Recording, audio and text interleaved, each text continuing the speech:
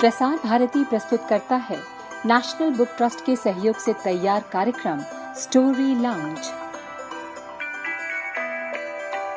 Story lounge में आज हम आपको सुनवाएंगे प्रत्यूष गुलेरी की लिखी कहानी दादी की दिलेरी। प्यारे बच्चों, आप आजकल कोरोना जैसी महामारी के कारण घरों में लॉकडाउन के कारण बंद हैं और इस दौरान नेशनल बुक ट्रस्ट इंडिया और प्रसार भारती के संयुक्त प्रयत्नों से आपके मनोरंजन के लिए, क्योंकि घर में और कोई साधन अन्य नहीं है तो समय ज़्यादा गुजारना पड़ रहा है घर के अंदर रहकर, उन्होंने कहानियों का पाठ प्रसारण शुरू किया हुआ है। तो मैं आज आपको नेशनल बुक ट्रस्ट इंडिया से मेरी एक कहानियाँ बहुत सी प्रकाशित हैं, बाल कविताएं प्रकाशित हैं और किताबें प्रकाशित हैं। तो मैं अपनी कहानियों के एक खजाने से एक कहानी दादी की दिलेरी आपको सुना रहा हूँ। ये एक सच्ची कहानी है जिसे हमारी माता सत्यावती जी बचपन में हमें बच्चों को इकट्ठे बैठा करके लोक कथाओं के साथ सुनाया करती थी। हमारे दादाजी गुलेर रियासत के राजपुरोहित रामलाल थे और हमारी दादी का नाम तारा देवी था। हमारे दादा रामलाल गुलेर के राजा बलदेव सिंह के पास राजपुरोहित थे।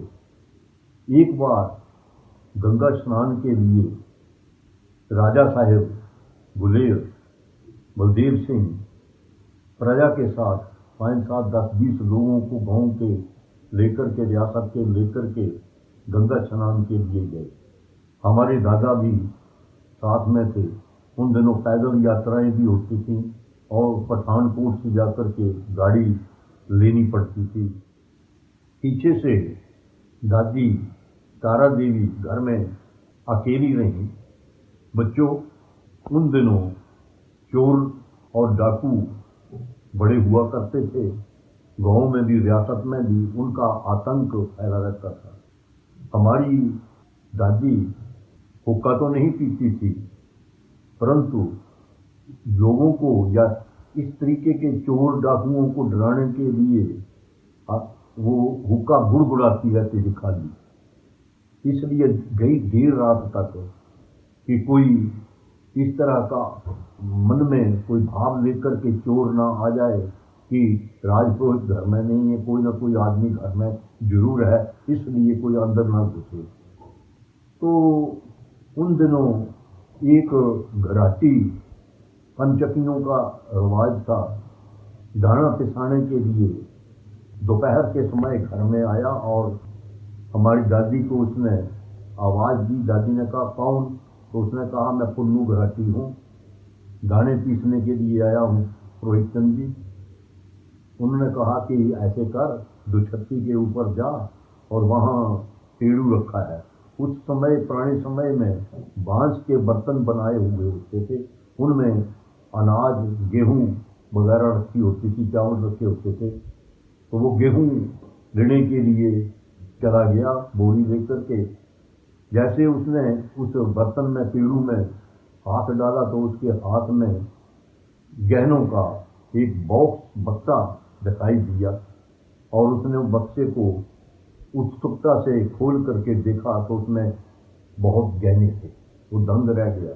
उसने वैसे का वैसा वो डब्बा बंद कर दिया, दाने की बोरी भरी गेहूं की और पीसने के लिए चला गया। पर मन में खुश था कि हमारी पुरोहितन जो है वो हमारे पर इतना विश्वास रखती है।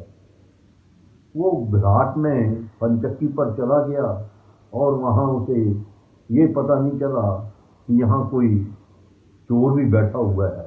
तो उस समय में हीरा सिंह और एक धर्मू चोर और तीसरा कालू चोर का बड़ा आतंक था। तो वह कालू चोर दाढ़ी बढ़ाए हुए था और कपड़े भी उसने नए नए अलग किस्म के पहने हुए थे, तो पहचान नहीं पाया कि यहाँ चोर भी है। और उसने सारी कहानी जो थी खेड़ू में उसने बक्सा देखा है, बक्से में गहने देखे हैं और पुरोहित का परिवार उस पर कितना विश्वास रखता है। इस बात को उस घराटी ने वहाँ पर जो 5, 7, 10 लोग बैठे हुए थे घराट पर, उन सब से सुनाया।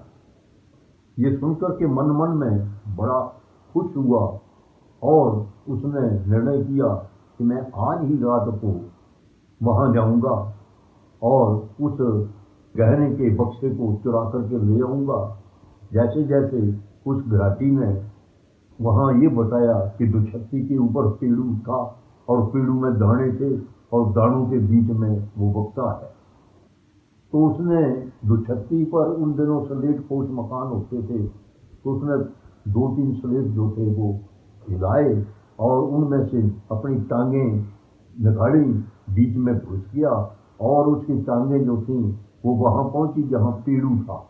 उस पेड़ू में वो उतरना चाहता था जो जहाँ गहने का बक्सा था।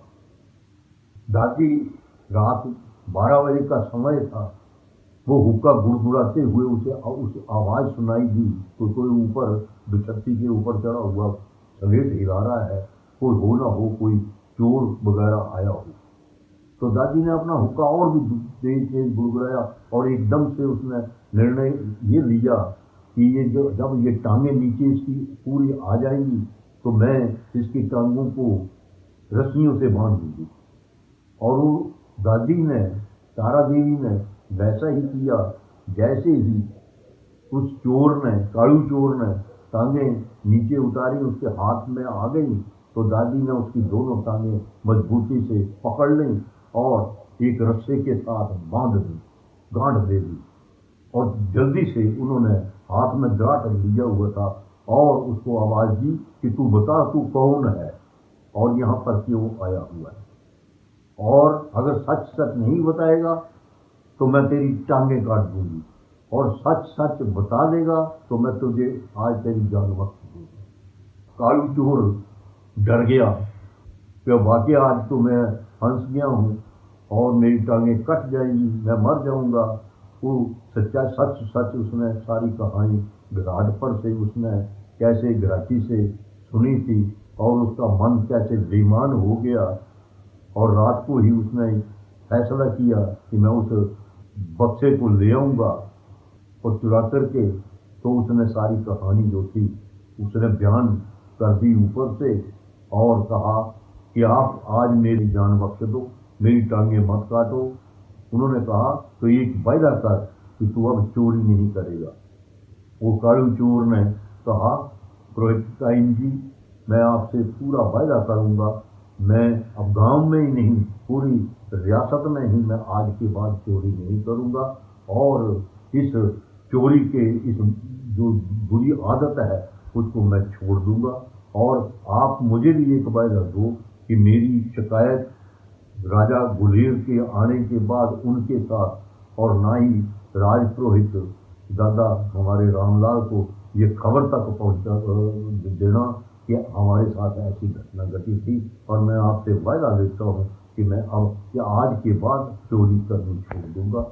तो इस तरीके से दादी की दलेरी की कहानी को, दलेर दादी को की कथा को सुनने के लिए हम बार बार अपनी माता सत्यावती से आग्रह करते थे। इस तरह से कालू चोर के आतंक से गुलेर का संपूर्ण क्षेत्र बचा, नहीं तो उसका इतना आतंक था कि लोग डरा करते थे, आतंकित रहा करते थे। जब बाद में महीने के बाद हमारे दादा राजपुरोहित रामलाल राजा के साथ वापस अपनी रियासत में लौटे तो दादी की इस दलेरी को देख करके बहुत खुश हुए और शाबाशी दी कि तुमने पीछे से बड़ा बहादुरी का काम किया है और क्षेत्र के लोगों को कालू चोर के आतंक से सदा के लिए बचा दिया। दादी की दिलेरी। अभी आप सुन रहे थे प्रत्यूष गुलेरी की लिखी कहानी दादी की दिलेरी। कल इसी समय हम आपके लिए लेकर आएंगे श्री कृष्ण कुमार त्रिवेदी की लिखी कहानी बड़ा मूर्ख कौन। कहानीकार तो है श्री कृष्ण कुमार त्रिवेदी, लेकिन ये कहानी आपको सुनाएंगी सुपर्णा खट्टर। ये कार्यक्रम आकाशवाणी के विदेश सेवा प्रसारण की प्रस्तुति थी।